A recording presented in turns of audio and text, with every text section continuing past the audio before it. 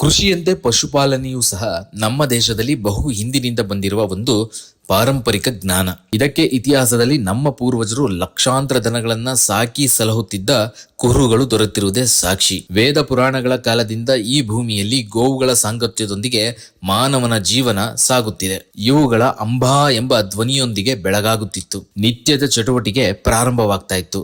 ಆದರೆ ಬದಲಾದ ಬೆಳವಣಿಗೆಯಲ್ಲಿ ಇಂದು ಪಶುಪಾಲನೆ ಎಂಬುವುದು ಕೇವಲ ಸೀಮಿತ ವರ್ಗಕ್ಕೆ ಮಾತ್ರ ಮೀಸಲಾಗಿ ಕೃಷಿಯಂತೆ ಪಶುಪಾಲನಾ ವೃತ್ತಿಯು ಸಹ ಭಾಗಶಃ ಅವಸಾನದ ಅಂಚಿಗೆ ಬಂದು ನಿಂತಿದೆ. ಹೀಗಾಗಿ ಇಂದು ದನಗಳನ್ನ ಸರಿಯಾದ ರೀತಿಯಲ್ಲಿ ಪಾಲನೆ ಪೋಷಣೆ ಮಾಡುವ ಕುರಿತಂತೆ ಬಹುತೇಕ ಪಶುಪಾಲಕರಿಗೆ ಮಾಹಿತಿಯ ಕೊರತೆ ಇರುವುದು ಎದ್ದು ಕಾಣುತ್ತದೆ. ಇದರ ಪರಿಣಾಮ ಪಶುಪಾಲನೆಯಲ್ಲಿ ಪಶುಪಾಲಕರು ಆಗಾಗ ನಷ್ಟವನ್ನ ಅನುಭವಿಸುವುದು ಸಾಮಾನ್ಯ ಸಂಗತಿಯಾಗಿದೆ. ಹೀಗೆ ಸರಿಯಾದ ಮಾಹಿತಿ ಇಲ್ಲದ ಪರಿಣಾಮ ಲಕ್ಷಾಂತರ ರೂಪಾಯಿ ಬಂಡವಾಳ ಹಾಕಿ ತಂದಂತಹ ದನಗಳು ರಾತ್ರಿ ಸ್ವಸ್ಥವಾಗಿದ್ದು ಬೆಳಗಾಗುವಷ್ಟರಲ್ಲಿ ಸತ್ತ ಪ್ರಸಂಗಗಳು ಸಾಕಷ್ಟು ಕಂಡುಬರುತ್ತವೆ.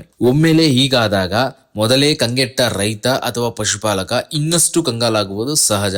ದನಗಳಿಗೆ ಸಾಕಾಗುವಷ್ಟು ಮೇವು ಕೊಡದೆ ಹೋದ್ರೆ ಅವುಗಳ ದೇಹದಲ್ಲಿ ಕ್ಯಾಲ್ಸಿಯಂ ಮತ್ತು ಕಬ್ಬಿಣದ ಪೋಷಕಾಂಶದ ಜೊತೆಗೆ ವಿಟಮಿನ್ಗಳ ಕೊರತೆಯುಂಟಾಗಿ ದನಗಳು ರಕ್ತಹೀನತೆಯಿಂದ ಬಳಲುತ್ತವೆ. ಇದರಿಂದ ಪ್ರಾಣಕ್ಕೂ ಅಪಾಯ ಒದಗಬಹುದು. ಕೈಕಾಲುಗಳು ಸಣ್ಣದಾಗಿ, ಹೊಟ್ಟೆ ದೊಡ್ಡದಾಗಿ, ಅದರ ಮೈಮೇಲಿನ ಕೂದಲು ನುಣುಪು ಕಳೆದುಕೊಂಡು ಒರಟಾಗಿ ಕಾಣಿಸತೊಡಗಿದರೆ ಆ ದನ ತೀವ್ರ ಅಪೌಷ್ಟಿಕತೆಯಿಂದ ಬಳಲುತ್ತಿದೆ ಎಂದರ್ಥ.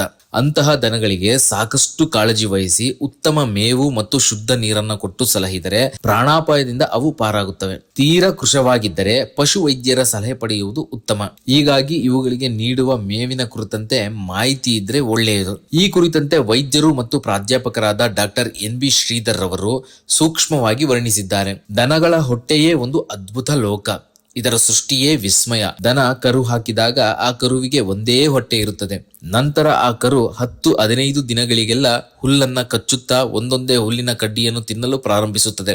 ನಂತರದ ದಿನದಲ್ಲಿ ಹೊಟ್ಟೆಯಲ್ಲಿನ ಸೂಕ್ಷ್ಮ ಕ್ರಿಮಿಗಳು ಆಹಾರವನ್ನು ಉಪಯೋಗಿಸಿಕೊಂಡು ವಾಲಟೈಲ್ ಕೊಬ್ಬಿನ ಆಮ್ಲಗಳನ್ನು ಉತ್ಪತ್ತಿ ಮಾಡಿ ರೊಮೆನ್ನ ಬೆಳವಣಿಗೆಗೆ ಸಹಾಯ ಮಾಡುತ್ತವೆ. ಅದು ಒಂದು ತಿಂಗಳಿಗೆ 4 ಹೊಟ್ಟೆಗಳಾಗಿ ಬೆಳೆಯುತ್ತದೆ. ಮೊದಲನೆಯದನ್ನು ರೊಮೆನ್ ಎಂದು, ಎರಡನೆಯದನ್ನು ರೆಟಿಕ್ಯುಲಮ್, ಮೂರನೆಯದನ್ನ ಒಮೇಸಮ್ ಮತ್ತು ನಾಲ್ಕನೆಯದನ್ನ ಅಬೋಮೆಸಮ್ ಎಂದು ಕರೆಯಲಾಗುತ್ತದೆ. ಹೇಳಿ ಕೇಳಿ ದನ ಶಾಕಾಹಾರಿ ಪ್ರಾಣಿ, ಆದರೆ ಅದರ ಹೊಟ್ಟೆಯಲ್ಲಿ 3 ತರಹದ ಕ್ರಿಮಿಗಳು ಇರುತ್ತವೆ. ದನ ಮತ್ತು ಈ ಸೂಕ್ಷ್ಮ ಕ್ರಿಮಿಗಳು ನಿನಗಾಗಿ ನಾವು, ನಮಗಾಗಿ ನೀನು ಎನ್ನುವ ಅಪರೂಪದ ಪರಸ್ಪರ ಸಹಕಾರದ ಜೀವನವನ್ನು ನಡೆಸುತ್ತವೆ. ಈ ಕ್ರಿಮಿಗಳಲ್ಲಿ ಮೊದಲನೆಯದಾದ ಬ್ಯಾಕ್ಟೀರಿಯಾ ಸುಮಾರು 200 ರೀತಿಯಲ್ಲಿರುತ್ತವೆ.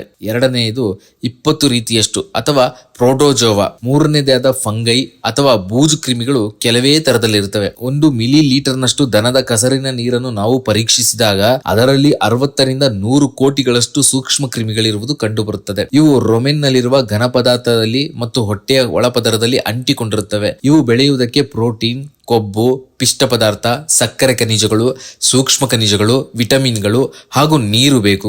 ದನ ಕುಡಿಯುವ ನೀರು, ತಿನ್ನುವ ಆಹಾರ ಮತ್ತು ಹುಲ್ಲನ್ನ ಜೀರ್ಣ ಮಾಡಿಕೊಂಡು ಈ ಸೂಕ್ಷ್ಮ ಕ್ರಿಮಿಗಳು ವೃದ್ಧಿಯಾಗುತ್ತವೆ. ನಂತರ ಆ ಕ್ರಿಮಿಗಳು ದನದ 4ನೇ ಹೊಟ್ಟೆಯಲ್ಲಿ ಹಾಗೂ ಕರುಳಿನಲ್ಲಿ ಸಾಯುತ್ತವೆ. ಆ ಕ್ರಿಮಿಗಳು ಉತ್ಪಾದಿಸಿದ ಪದಾರ್ಥಗಳಾದ ಅಮೈನೋ ಆಮ್ಲಗಳು ಮತ್ತು ವಿಟಮಿನ್ಗಳನ್ನು ದನ ಕರುಳಿನಿಂದ ಹೀರಿಕೊಳ್ಳುತ್ತದೆ.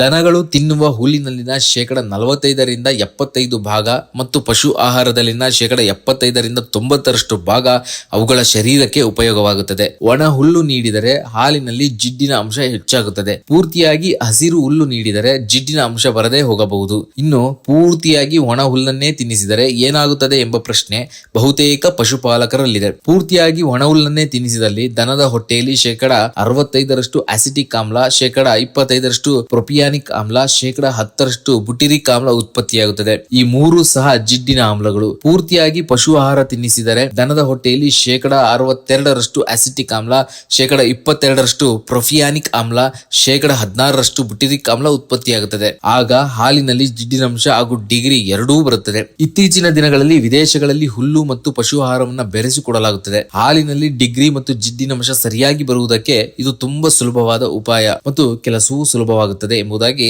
ನಮ್ಮಲ್ಲಿಯ ಕೆಲವು ಹೈನುಗಾರರು ಅಭಿಪ್ರಾಯಿಸಿದ್ದಾರೆ. ದನಗಳಿಗೆ ಕಾಳು, ತೌಡು, ಬೂಸ ಹೆಚ್ಚು ನೀಡಿ ಹುಲ್ಲು ಕಡಿಮೆ ಕಡಿಮೆ ತಿನ್ನಿಸುವುದರಿಂದ ಹಾಲಿನಲ್ಲಿ ಕೊಬ್ಬಿನಂಶ ಕಡಿಮೆ ಆಗುತ್ತದೆ. ಹುಲ್ಲು ಮತ್ತು ಕಾಳು ಕಡಿಮೆ ನೀಡಿದರೆ ಪ್ರೊಪಿಯಾನಿಕ್ ಆಮ್ಲ ಹೆಚ್ಚಾಗುತ್ತದೆ. ಅಸಿಟಿಕ್ ಆಮ್ಲ, ಬುಟಿರಿಕ್ ಆಮ್ಲ ಕಡಿಮೆಯಾಗಿ ಹಾಲಿನಲ್ಲಿ ಕೊಬ್ಬಿನಂಶ ಮತ್ತು ಪ್ರೋಟೀನ್ ಕಡಿಮೆ ಆಗುತ್ತವೆ. ಅಸಿಟಿಕ್ ಆಮ್ಲದಿಂದ ಹಾಲು ಹೆಚ್ಚಾಗುವುದರೊಂದಿಗೆ ಕೊಬ್ಬು ಸಹ ಹೆಚ್ಚಾಗುತ್ತದೆ, ಆದರೆ ಹಾಲಿನಲ್ಲಿ ಪ್ರೋಟೀನ್ ಅಂಶ ಕಡಿಮೆ ಆಗುತ್ತದೆ. ಪ್ರೊಪಿಯಾನಿಕ್ ಆಮ್ಲದಿಂದ ಹಾಲಿನಲ್ಲಿ ಕೊಬ್ಬಿನಂಶ ಕಡಿಮೆಯಾಗಿ ಪ್ರೋಟೀನ್ ಅಂಶ ಹೆಚ್ಚಾಗುತ್ತದೆ. ಇನ್ನು ಹುಲ್ಲು ಒಂದನ್ನೇ ದನಗಳಿಗೆ ನೀಡುವುದರಿಂದ 10 ಲೀಟರ್ ಹಾಲು ಕೊಡುವ ದನ 4 ಲೀಟರ್ ಹಾಲನ್ನು ಕೊಡುತ್ತದೆ. ಹುಲ್ಲು ಮತ್ತು ಪಶು ಆಹಾರ ಎರಡನ್ನೂ ನೀಡುವುದರಿಂದ 10 ಲೀಟರ್ ಹಾಲು ಕೊಡುವ ದನ 6 ಲೀಟರ್ ಹಾಲು ಕೊಡುತ್ತದೆ. ಹುಲ್ಲು, ಪಶು ಆಹಾರ ಮತ್ತು ವಿಟಮಿನ್ ಗಳನ್ನ ನೀಡುವುದರಿಂದ 10 ಲೀಟರ್ ಹಾಲು ಕೊಡುವ ದನ 7 ಲೀಟರ್ ಹಾಲು ಕೊಡುತ್ತದೆ. ಹುಲ್ಲು, ಪಶು ಆಹಾರ, ವಿಟಮಿನ್ಗಳು ಹಾಗೂ ಖನಿಜಗಳನ್ನ ನೀಡುವುದರಿಂದ 10 ಲೀಟರ್ ಹಾಲು ಕೊಡುವ ದನ ಸಂಪೂರ್ಣವಾಗಿ 10 ಲೀಟರ್ ಹಾಲನ್ನ ಕೊಡುತ್ತದೆ. ದನಗಳ ಪೋಷಣೆಯ ಕುರಿತಂತೆ ಹೇಳುವುದಾದ್ರೆ, ಹುಲ್ಲು ಮತ್ತು ಪಶು ಆಹಾರ ಹಾಗೂ ಸರಿಯಾದ ಪ್ರಮಾಣದಲ್ಲಿ ಉಪ್ಪನ್ನ ನೀಡುವುದರಿಂದ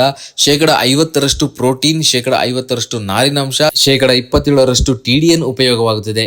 ಹಾಗೆಯೇ ಹುಲ್ಲು ಮತ್ತು ಪಶು ಆಹಾರ ಹಾಗೂ ಸರಿಯಾದ ಪ್ರಮಾಣದಲ್ಲಿ ಖನಿಜಗಳನ್ನು ನೀಡುವುದರಿಂದ 55% ಪ್ರೋಟೀನ್, 56% ನಾರಿನಾಂಶ, 44% TDN ಉಪಯೋಗವಾಗುತ್ತದೆ. ದನದ ತೂಕದ ಮೇಲಿನ ಹಾಲಿನ ಇಳುವರಿ ಮತ್ತು ಹಾಲಿನಲ್ಲಿರುವ ಜಿಡ್ಡಿನಾಂಶದ ಆಧಾರದ ಮೇಲೆ ಇಷ್ಟು ಪ್ರಮಾಣದ ಪ್ರೋಟೀನ್, ಪಿಷ್ಟ ಪದಾರ್ಥ, ಕೊಬ್ಬು, ಕ್ಯಾಲ್ಸಿಯಂ, ಫಾಸ್ಫರಸ್ ಬೇಕು ಎನ್ನುವುದು ತಿಳಿಯುತ್ತದೆ. ಎಲ್ಲದಕ್ಕಿಂತ ಮುಖ್ಯವಾಗಿ ಆದಷ್ಟು ಹಸಿರು ಮೇವನ್ನ ದನಗಳಿಗೆ ಸೂಕ್ತ ಸಮಯದಲ್ಲಿ ಮತ್ತು ಸಾಕಷ್ಟು ಪ್ರಮಾಣದಲ್ಲಿ ನೀಡುವುದು ಅತ್ಯಂತ ಒಳ್ಳೆಯ ಕ್ರಮ. ಒಂದು ವೇಳೆ ಪಶು ಆಹಾರ ದುಬಾರಿ ಎನಿಸಿದಲ್ಲಿ ಅದರ ಬದಲು ಪೋಷಕಾಂಶ ಭರಿತ ಮೇವನ್ನ ಕೊಡುವತ್ತ ಗಮನ ಹರಿಸುವುದು ಇನ್ನೂ ಉತ್ತಮ. ಮಾಹಿತಿ KN ಶೈಲೇಶ್ ಹೊಳ್ಳ.